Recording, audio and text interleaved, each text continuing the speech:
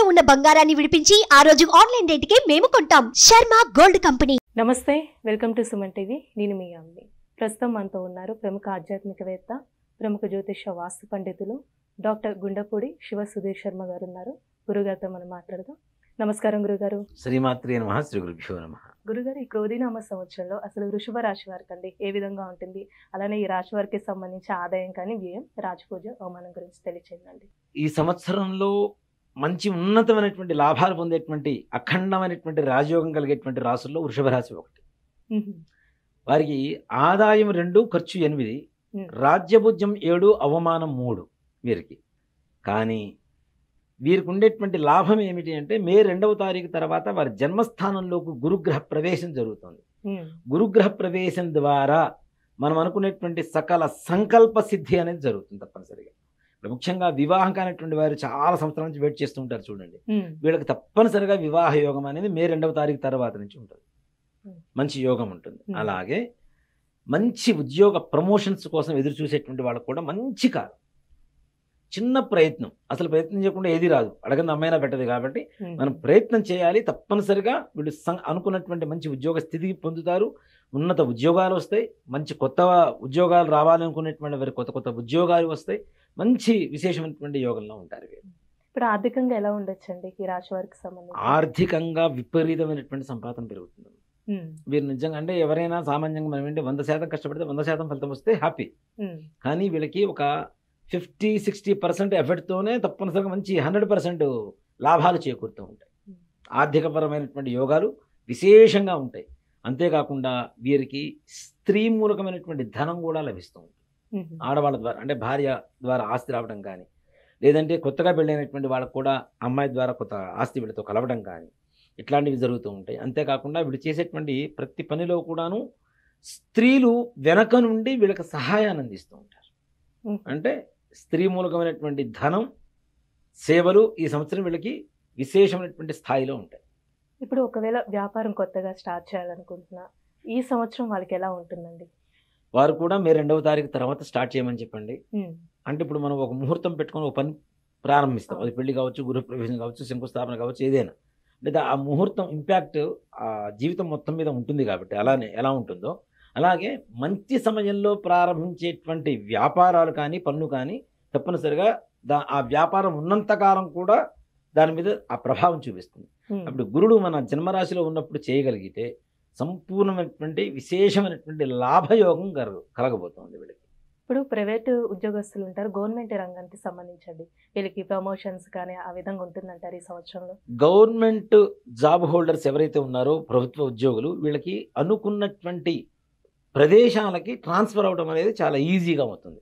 అంతకుముందు ఎన్నో సంవత్సరాల నుంచి ట్రై చేస్తూ అది అవ్వక, కానీ ఈ సంవత్సరం ప్రమోషన్తో కూడుకున్నటువంటి ట్రాన్స్ఫర్లు జరుగుతాయి వృషభ రాశి వారికి. ప్రమోషన్ ప్లస్ ఇది వృషభ రాశి వారికి.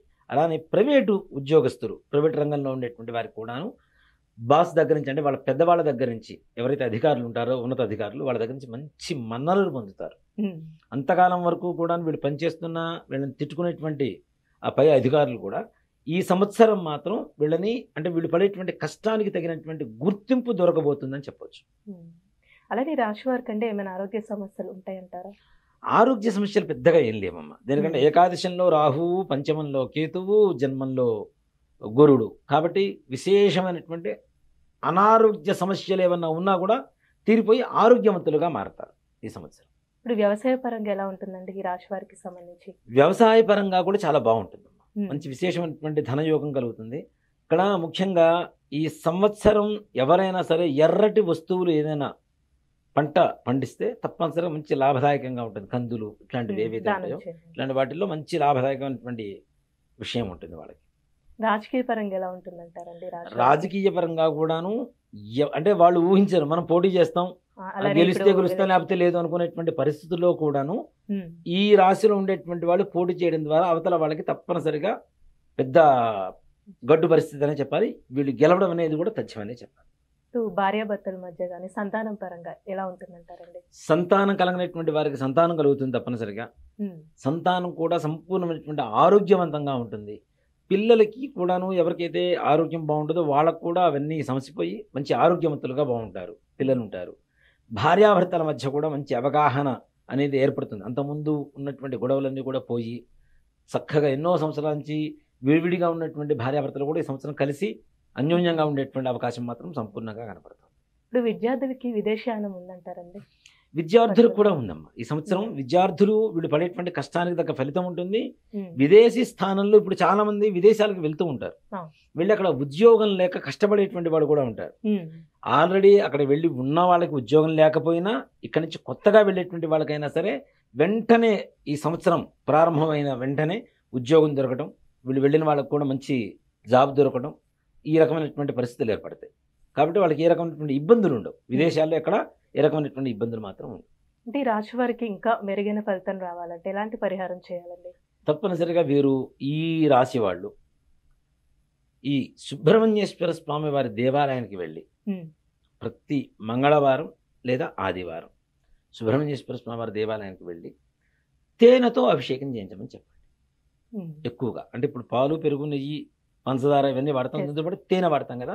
తేనె ఇంకాస్త ఎక్కువ పాలలో అభిషేకం చేయడం ద్వారా వీళ్ళకు ఉండేటువంటి సమస్యలు ఏవైతే ఉంటాయో అవన్నీ కూడా తొలగిపోతాయి. చిన్న చిన్న సమస్యలు లేకుండా ఎవరు ఉండరు. అలాంటి సమస్యలు కూడా తొలగిపోవాలి అంటే సుబ్రహ్మణ్యేశ్వర స్వామి వారిని గట్టిగా ప్రార్థిస్తూ ఉండాలి, అని గట్టిగా పట్టుకొని ఉండాలి.